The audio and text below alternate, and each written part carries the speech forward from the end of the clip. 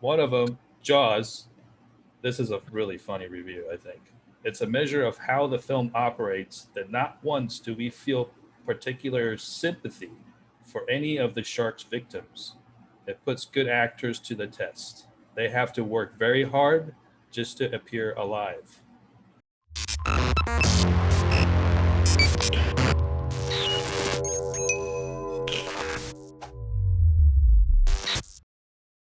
What's up, good old buddy, old pal?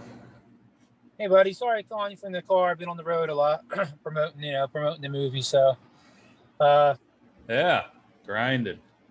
hey, buddy. You know what we got to do is start, getting some merch for our companies, and then you wear like step by step, and I'll wear Fail of Dreams, stuff, Definitely, definitely, buddy. or we wear Safier Entertainment, you know. Sequel, Room 9 sequel. Hey, we'll wear it all. Yeah. All right. Okay. So let's do this. First off, we got the movie released on July 20th, and from Lionsgate, and wanted to go over the story of Room 9 and how it was created in a short version, I guess, because we're going to try to fit this in 30 minutes. What happened? What sparked the idea? What was the process from the beginning? And then we'll I'll keep asking questions as we go. Let's go. Well, originally, Room 9 was a different name, and it was about a hotel. It was about a man who got murdered, not a woman, and it had a different background. It took place in the 1970s, and it was like supposed to be a different feel, kind of like a grindhouse type thing. Just to, for my love for Rob Zombie movies and stuff like this. So started off with that, and then we changed things around. We made it a bed and breakfast. We got better locations and utilized all the locations and what we had, and then it turned into a different plot line, and and that's what we did. We shot it over a couple of years, and it's released now, July 20th, Lionsgate. And making a movie's hard. A lot of people think out there that making a movie's easy, and it's not. Independent filmmaking stuff. You had to give up years of your life. I gave up 3 years of my life for Room 9, and a lot of times it is, and supply and demand, and stuff. People want things when they want it, and people don't realize things can happen. And, we're in here to talk about the film chat and hustle, what it takes to hustle a film. And a lot of people just say, oh, it's a movie, and people can go, it's great, or people can say it sucks. And a lot of people just don't. Anyone can be a critic. They don't really see what it takes to get into putting yourself into a movie, and that's what it is, film chat and hustle. And that's what we're here to talk about today, the making of Room 9. Yeah. So let's go back to a little bit backtracking to what happens when and why do we, as independent filmmakers, as micro budget filmmakers, micro budget, I wouldn't even say we have a fucking budget. We are working with basically bare bone nothing, where most budgets are like around 3 million, 4 million, 10 million for the small independent horror films, right? It just depends. I mean, there's a lot of, some budgets are really small. Some budget, it depends. You make a movie for, some people make a movie for $100,000, really get a big break, and then the studio backs them. It just depends. Sometimes you make a movie and. Well, that's another thing I want to get to, like stuff like that, which is like Blair Witch. So when you first watch something like Blair Witch, it's like kind of almost like a YouTube video. You know what I mean? It's not like you would consider in your head that you would walk into theater and you would see Blair Witch as a cinematic piece, because it's really not a cinematic piece. It's more of a emotional kind of horrific, reaction kind of piece, because you're reacting to the fact that like people got murdered, and now was that actually true, or was that not? So it's kind of a different marketing approach to that one. Well, Blair Witch also had millions of dollars behind it for marketing, and they tricked people to make it look like, oh wow, people are actually getting killed. Like, I was 16, 17 years old when it came out. And I was like, oh wow, people are actually getting killed in the movie. It was a good marketing ploy. So if that would have came Right. out now, it would have got ripped. Like, oh, this looks like a VHS movie, blah blah blah. So a lot of times just the marketing. A lot of times you don't have marketing. A lot of times the studio don't get behind it. Well, the Don't put it. marketing when it comes to like stuff like Room 9, we're looking at it from hiring iconic talent that will come in and work on an independent project that has independent structure, independent ideas, different approaches, artistic choices, and things that are like all you have to be adaptable, because like you were saying, we had to change the script, we have to do this, we have to move this way, we have to do that way, because shit changes so much and you have to be adapting to that. That's where the hustle is too, because you like right now we are always being dealt with a bunch of different blocks. Like, this is a block, here's a block, here's a block. You thought you were going straight, ha ha ha ha ha, you know what I mean? You're not going straight. You're going to have to take a zigzag until you get to your destination. If you fail half the way, or if you get discouraged half the way, you might never ever get to that finish line. And getting Well, to a Lionsgate deal at the end of it for an independent film, I think it's a huge achievement. yeah, it's a huge accomplishment. And Room 9 also had a lot of obstacles people don't know about. People don't know I almost died making Room 9. I was in a horrific car accident. People don't know that a lot of people left me when a lot of these things happened and left me high and dry. I started off with an amazing crew, and then when the horror stars left, a lot of people left. When the Tom was in an accident, a lot of people left. When people thought there were issues, a lot of people left. A lot of people left, and it was like, me being the captain of the ship, making that was stirred in the right way. So people don't know the issues, with Room 9. They don't know the issues we had in post production. They don't know that I spent $40,000 out of my own pocket for deliveries for Lionsgate. They don't know I spent tons of money on sound, and then the sound wasn't Let's mixed get properly. into specifics. Let's get into some of those specifics. People, I watched Room 9 the night it was out, um, and I was a little shocked that the sound wasn't mixed properly because I spent close to $10,000 to do another sound mix, and I thought a lot of these issues will be resolved. And when I saw it on pay per view, I still saw the first cut there from a year and a half, 2 years ago. And it is what it is. I can't get too much into it because I don't want to say too much. But again, it's independent filmmaking. The COVID happened when we first got picked up. COVID happened. It was supposed to be released a lot sooner, and it got put on the shelf for about a year and a half. And by doing that, things happen. Again, it was this another issue with Room 9. I thought that was like a Frankenstein movie trying to literally put back together a creation, and that's what Room 9 was. It was a creation that fell apart 30 times, but through my hustle and my love for film and my baby, I wouldn't let it fall apart. I kept bringing people on board, and I kept spending my own money. Like, I literally, when I say I spent 40 grand of my own money, I spent 40 grand, and because I wasn't going to be a failure. And hey, it is what it is. I got with Lionsgate. It's, I think, top ranked right now, top 3,000 in the world. The trailer got over, I think, 70,000 views On in the last IMDb. week. Yep.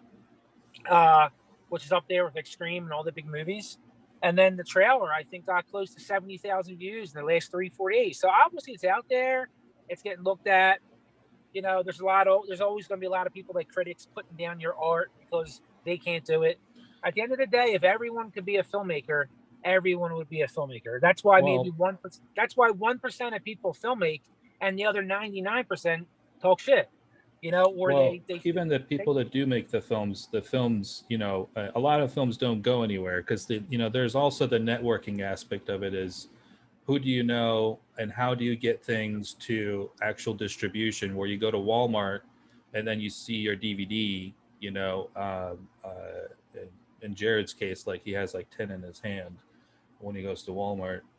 But well, as far as that's just the hustle. That's what I did. So when certain things fell apart, I just brought certain people in, like my connections. Obviously I'm super everyone knows, I'm super close and I work with Jared all the time, vice president of his company, and he's connected. I'm connected. So we took our connections to help save this film. You came in, a lot of people know Navid had about 6 weeks to edit the movie. I know a lot of people are online and saying the edit's not good, but the bottom line is Navid's really good. It's just, he had 6 weeks to edit the movie that should have took 3-4 months. There was another editor, I'm not going to say names, that dropped the ball in 6 months, never edited anything. And, we had to deliver a movie. We had a delivery date. I don't know if you guys know this, but when you make a movie, you have a delivery date. And if you don't hit that delivery date, you can lose the deal. So we literally had 6 weeks to edit 98% of the movie, do a complete sound mix, do a 5.1 surround sound, do all Foley. If you don't know Foley, that's all the noises. Like if you hear like a smack like that, you have to recreate everything. We had to do everything for this in 6 weeks, and it normally takes 3-4 months. And we handed in a product and still got a Lionsgate deal. Now I wish I had more time, and I wish I could have been better. I wish I could have done this, but hey, guess what?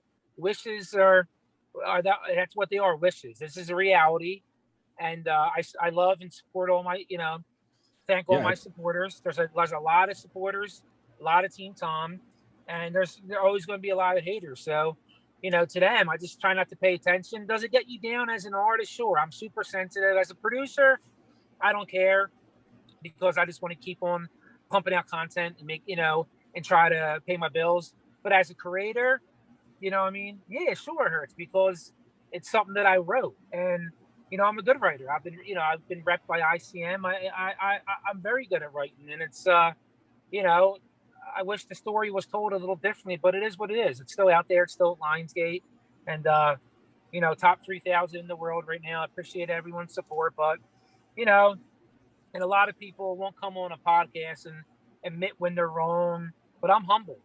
I can admit my strengths in Room 9 and my weaknesses. My weaknesses is I was wearing 9 hats, but I was wearing 9 hats because I had to wear 9 hats. Well, also, the other level of it is it's not just wearing a lot of hats. It's also you're trusting into people that are not really doing the job correctly. So we're learning from our mistakes. You know what I mean?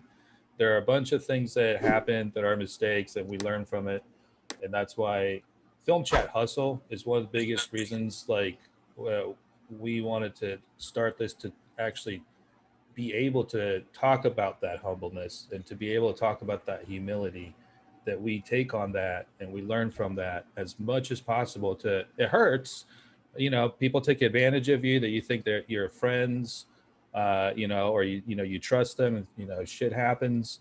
But then at the end of the day, the project doesn't care. You know what I mean? Nobody that watches the movie has this info that we're talking about right now as they're watching the movie, unless you watch it and then you come back and see this, and then you're like, oh, well, so that makes sense. Or if it was advertised like a Grindhouse, like if you were to walk into a Grindhouse theater and you would have watched Room 9, I think it will come out like an easy 8 out of 10. You know what I mean? Like an easy 8.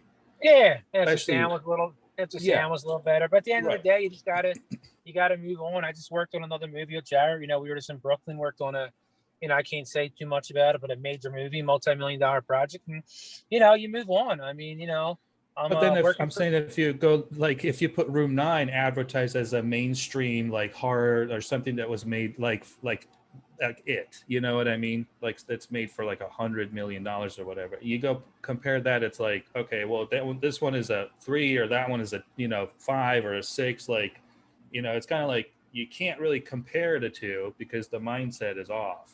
You can't compare $100 million movie to $100,000 movie. At the end of the day, Room 9 is what it is. Like we probably spent more money on post-production than production. And like I said, $40,000, that was my own money. I mean, what filmmaker do you know can just grab 40 grand? I had to borrow. I had to borrow from, whoever I could and do this and do that. So, it is, but when you have it, when you have something, you're gonna make sure it's done, and that's what I did. The bottom line is, I ensured it was done, and that's that.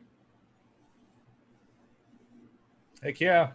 And now we're basically working on, you know, getting the sequel. Uh, I mean, I like this. I like the sequel script, you know, and I know there's, you know, you're improving it as you're going, and it's plain jazz. You know, you have to that the way we're at the mercy of talent and some locations, and you know, being short on cash. We have to play jazz. We can't play classical music constantly. It's like, you know, shit changes, and even that changes on big budget films too a lot of times. But um, we have to be adaptable, and we have to figure out how to create a art piece that at least caters to people that get it and understand it. You know. Yeah, yeah, we're gonna do what we can. It's a whole different timeline. It's a different story, and we'll see. I can't talk too much about that. You know, I don't want to go much into the any sequels lined up or anything like that. You know, I want to focus on the first one, the release. It's still fresh. Everyone can go to Lionsgate or Room 9 and trailer and see. I think we're at like 70 or 80,000 views, and like 60, 70 of them, whatever, is in the last couple of days alone. I think it's like ranked 2,700 on IMDb, which is pretty cool. You know, it's up there with all the big movies. They can go to all the different platforms and rent it. They can go to Walmart, Best Buy, Target, uh, you know, anywhere that still sells DVDs, and everyone does. Get a copy, take a picture, tag me in it. I would love to see that. If they rent it, they can rent it on demand. Which one of your carriers are. And there's a Google Play. They're on a bunch. It's everywhere. So, We're at yeah, 80,000 now to the trailer. hey, 80,000, and we were at like 15,000 a couple days ago. So, like, what's that? 65,000 views in the past, I don't know, 4 days. Not bad.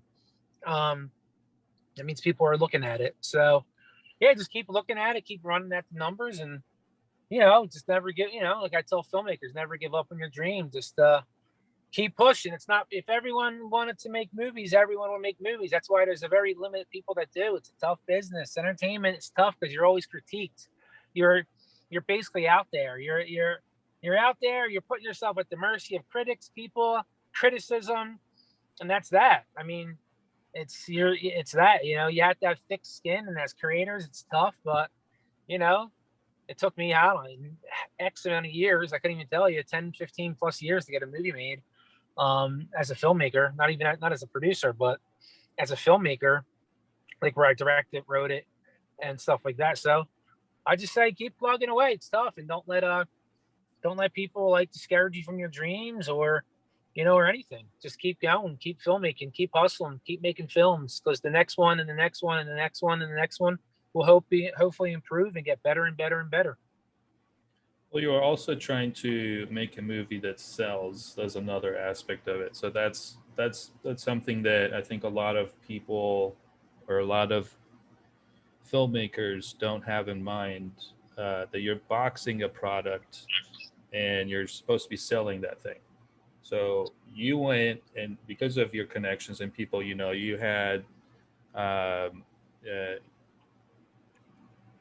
a good access to get, you know, the horror icons in the film, and because of that, and and really putting him in the good in a good casting role, I would say those are really interesting roles. And having Kane, you know, where he's at, you know, in the I don't want to spoil it, so you guys can go watch it. And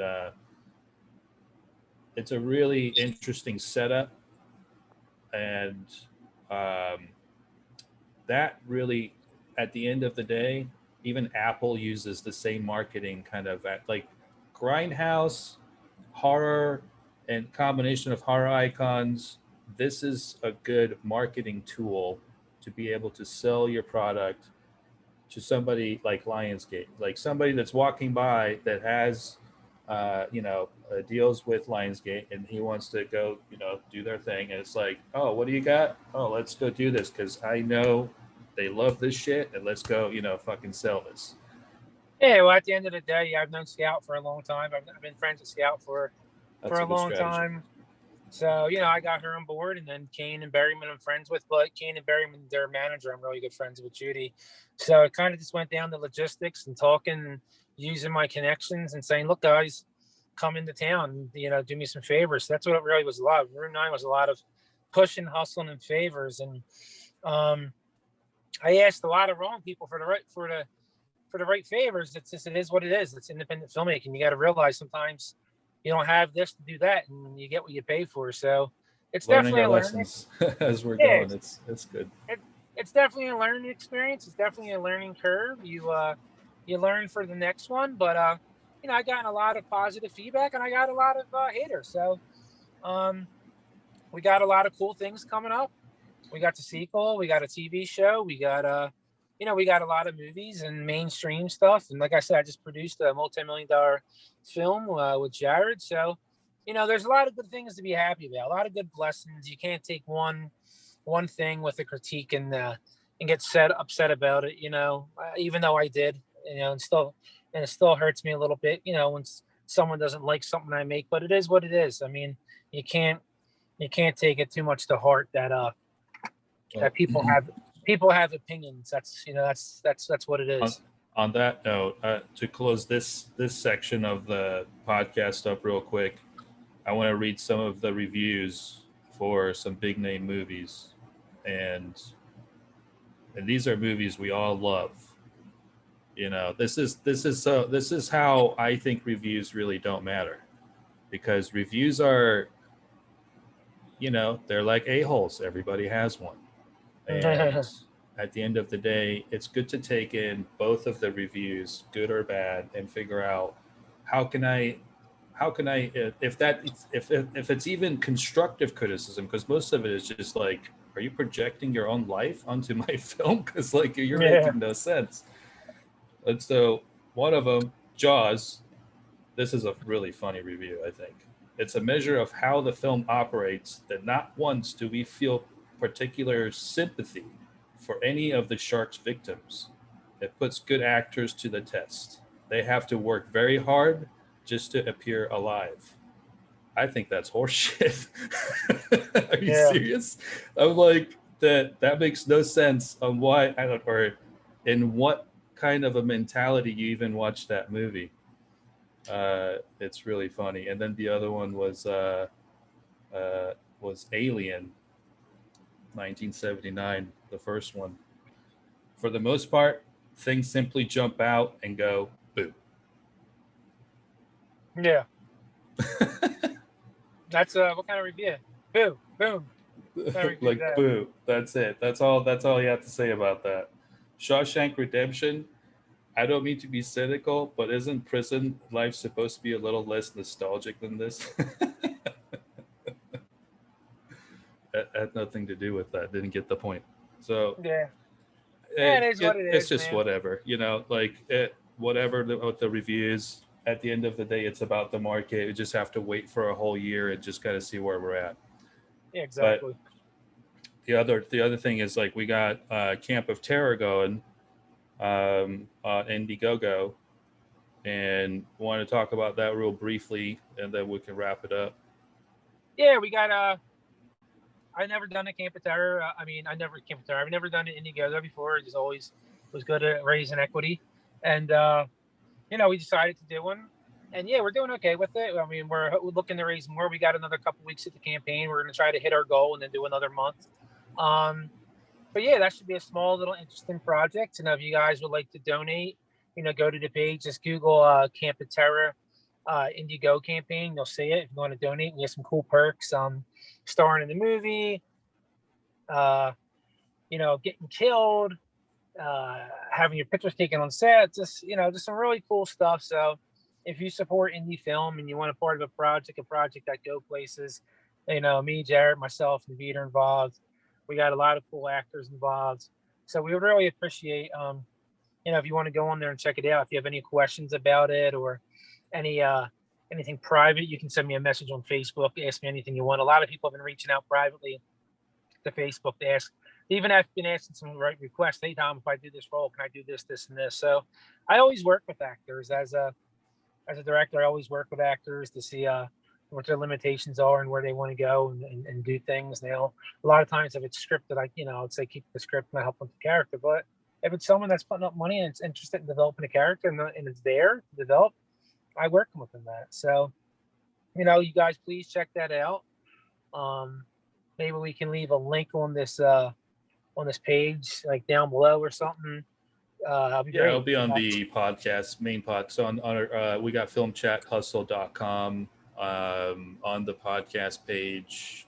This is available. It will be in the description. So it will basically be in all the descriptions on the. So if you're listening to this on Apple, it should be in the description. If it's not, please go to the site. Otherwise, if it's on YouTube, it's in the description. Otherwise, please just Google it. Camp of Terror Indiegogo campaign, and it'll pop up. Yeah, actually, I have a call in a couple minutes here with someone who wants to get involved and possibility with helping us. So I figured, I told Navid I'll jump on for a half an hour, guys.